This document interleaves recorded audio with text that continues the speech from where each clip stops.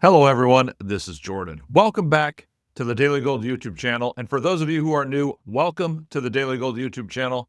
Thank you so much for joining me on this late afternoon of Friday, May 9th, 2025. In this video, as we do each and every Friday, going to recap the week in precious metals and look ahead. And for those of you who are new, would love to have you subscribe to the channel. Click that subscribe button.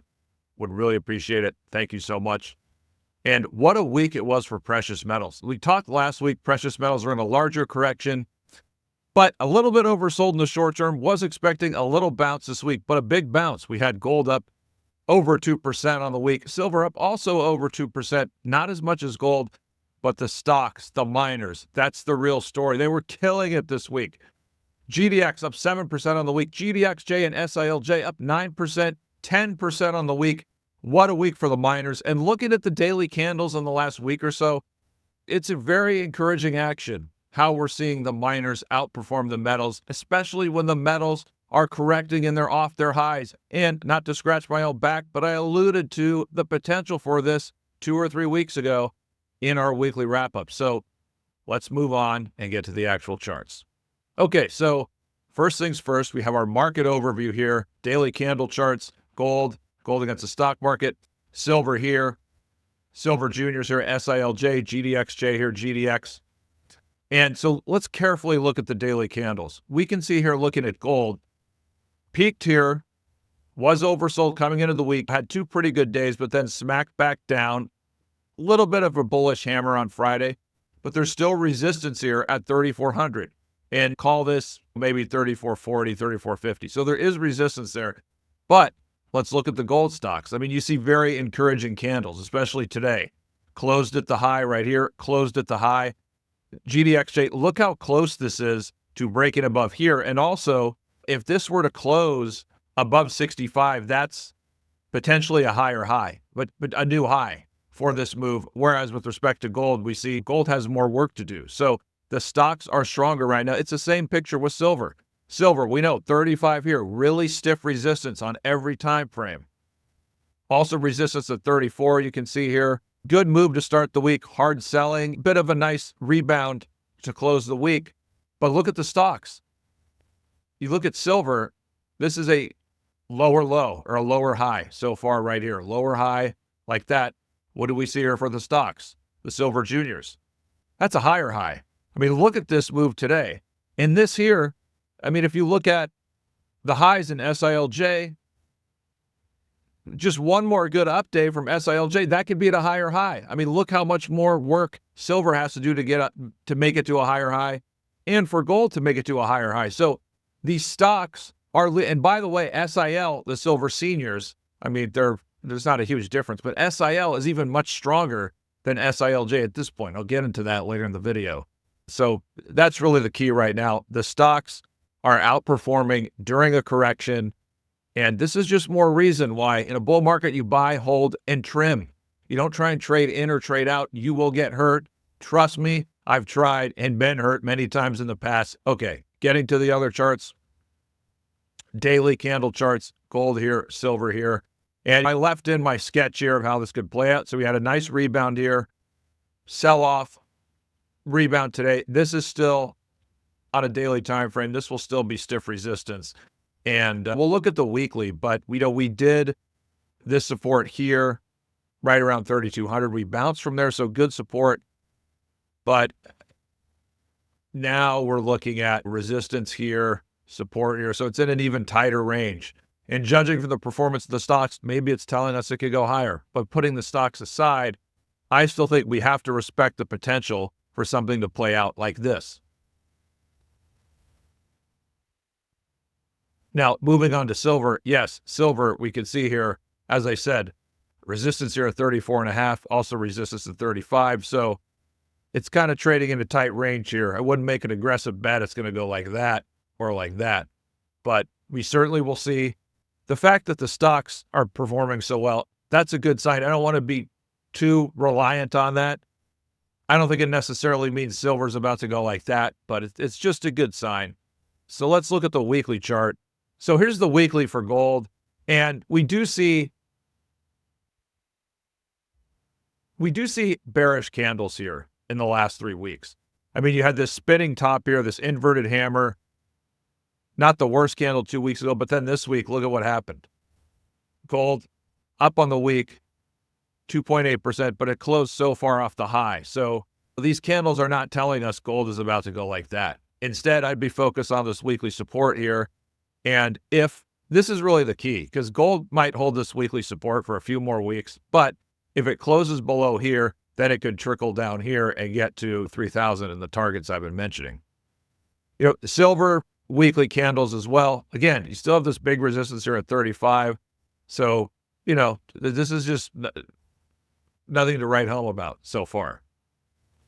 Okay, before we get into the stocks, let me give you my pitch for the Daily Gold Premium. Go to thedailygold.com/premium and sign up for our newsletter. Those of you who are subscribers, really appreciate you and your business. For those of you who are not, we are trying to find, and we personally invest in, the highest quality juniors that we can find that have the most upside potential. We're looking for stocks that can do 5x upside in the next 2 and 3 years.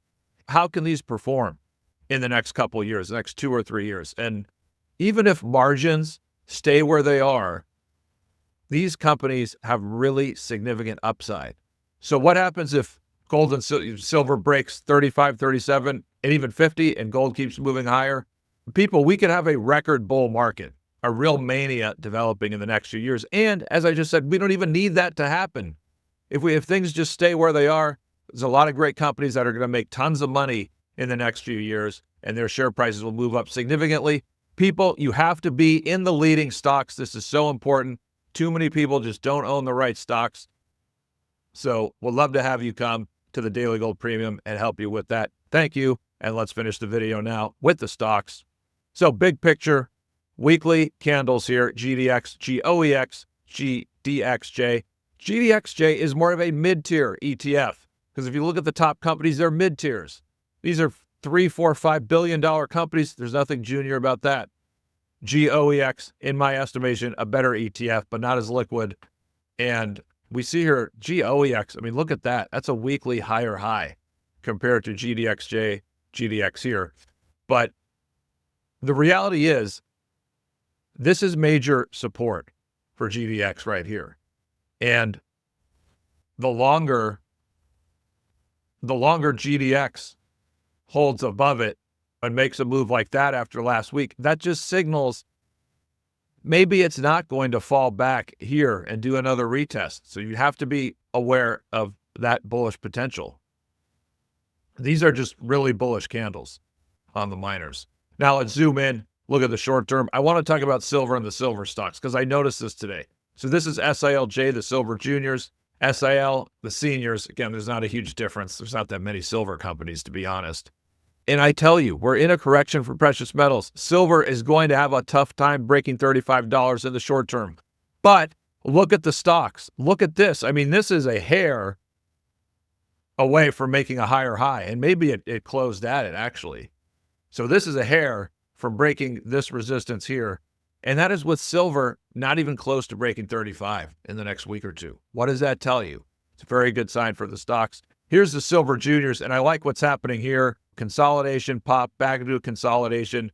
This resistance here at 13, when SILJ moves above 13, then I think when it moves above 13, or if it moves above 13, I should say, then it has a shot to rally up to 17. So look, people, if we were in some 2008 scenario, you wouldn't see the silver stocks acting this well and this strong, just generally, and even relative to the metals.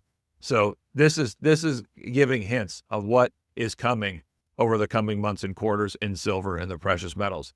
Now, we'll wrap things up here with a short-term look at the miners, GDX, GDXJ, SILJ. These are daily bar charts. And what we got here is we got a rally off the first support, which we discussed last week. So sell-off, good rally above the first support. You see it here. But, you know, if we're looking at these bars, I'm sorry, I should have made these candles, and you look at today, I mean, that's a really nice, strong bar right here. So if we can see the stocks rally up, if this continues and rallies up to here, I think that tells us that maybe we're not going to see this fall all the way back down here. I'd love to see a move up here and then it just goes sideways like that for a couple months. That would be a good outcome. So I'm not ready to necessarily chase this strength in the miners, but it tells us so far that holding our long-term positions is the best strategy, or was the best strategy to this point. So that's where we are. And then I mentioned, of course, SILJ. Look how close this is to breaking out right here. So that's where we are. Hope you guys had a great week. Hope you have an even better weekend ahead. And leave a comment. Let me know what you think about this market. There's a lot of strength in the miners, even though gold and silver are off their recent highs. Gotta love the action in these stocks. Leave a comment. Let me know what you think. And I'll talk to you guys again next week. Hope you have a great weekend.